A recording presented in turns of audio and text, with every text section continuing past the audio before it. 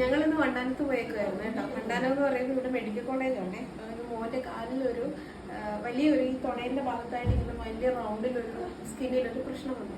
അപ്പം ഞാൻ വിചാരിച്ചു വല്ല ചൊറിയോ അങ്ങനെ എന്തെങ്കിലും ആയി പോകുമെന്ന് മേടിച്ചിട്ട് കാണിക്കാൻ പോയത്. അപ്പം നോക്കും അവൻ്റെ ഡ്രൈ സ്കിന്നാണ്. അപ്പം ഡ്രൈ സ്കിൻ ആയതുകൊണ്ട് അവന് മറ്റേ മോയ്സ്ചറൈസറും ലോഷനും ഒക്കെ തന്നിട്ടുണ്ടായിരുന്നു. അപ്പോൾ അതിൻ്റെ പ്രശ്നമാകുമല്ലോ.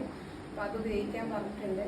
അപ്പോൾ പിന്നെ അച്ഛനെ ഒന്ന് കാണിക്കണമായിരുന്നു. അപ്പോൾ അച്ഛനെയും കാണിച്ചിട്ട് വരുന്ന വഴിക്ക് അക്ക എവിടെയല്ലേ വർക്ക് ചെയ്യുന്നത്. അപ്പോൾ അക്ക ഞങ്ങൾക്ക് മാനോട്ടിന് എടുത്ത് തന്ന ഡ്രസ്സാണ്. നമ്മളെ കാണിച്ചു തരാമെന്ന് വിചാരിച്ച് ഇതാണ് ഒരു ടീഷർട്ട്. മാനോട്ടിൻ്റെ ടീഷർട്ടും ഒരു സെറ്റ് ഈ ഒരു സെറ്റും പിന്നെ എടുത്തത്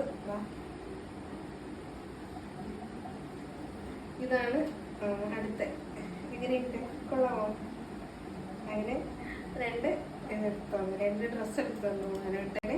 മാനോട്ടനാണ് കേട്ടോ ഇത് സെലക്ട് ചെയ്യാണെങ്കിൽ മാനോട്ടൻ കണ്ണാടി നോക്കിയിട്ട് തന്നെയാണ് സെലക്ട് ചെയ്ത് എടുത്തതൊക്കെ. ഞാൻ വീഡിയോ കാണിച്ചു തരാം. അപ്പോൾ ഇത്രയേ ഉള്ളൂ. എല്ലാവരും സുഖമായിട്ടിരിക്കുമല്ലേ? ഞാൻ വെറുതെ ജസ്റ്റ് ഒരു വീഡിയോ ആയിട്ട് ഇട്ടുന്നേ ഉള്ളൂ. ഇടി മഴയൊക്കെ ഉണ്ട്. അപ്പോൾ ശരി എന്നാൽ ഓക്കെ, ബൈ. അങ്ങനെ മാനോട്ട് സെലക്ട് ചെയ്ത ടീഷർട്ടും ട്രൗസറും ഒക്കെ ആയിട്ട് കണ്ണടയുടെ മുന്നിൽ പോയി നിന്ന് നോക്കുക. എനിക്കിത് കണ്ടപ്പോൾ ഭയങ്കര അത്ഭുതം തോന്നി കേട്ടോ. ഇവനിങ്ങനെയൊക്കെ സെലക്ട് ചെയ്ത് എടുക്കാനായില്ലോ എന്ന്. മറ്റേതൊക്കെ നമ്മൾക്ക് ഇഷ്ടമുള്ള സാധനം സെലക്ട് ചെയ്ത് കൊടുക്കും, അവനിടുമായിരുന്നു. ഇപ്പോൾ അവൻ ഇഷ്ടമുള്ളത് എടുക്കുന്ന അവസ്ഥയിലേക്ക് എത്തി കാര്യങ്ങൾ. അതിൽ സന്തോഷമുണ്ട് അതൊക്കെ കാണുമ്പോൾ.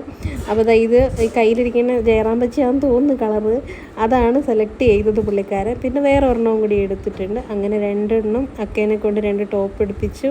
ടോപ്പല്ലല്ലോ, ട്രൗസറും ടീഷർട്ടും എടുത്തു. അങ്ങനെ ഞങ്ങളുടെ പർച്ചേസിങ് അവിടെ കഴിഞ്ഞു.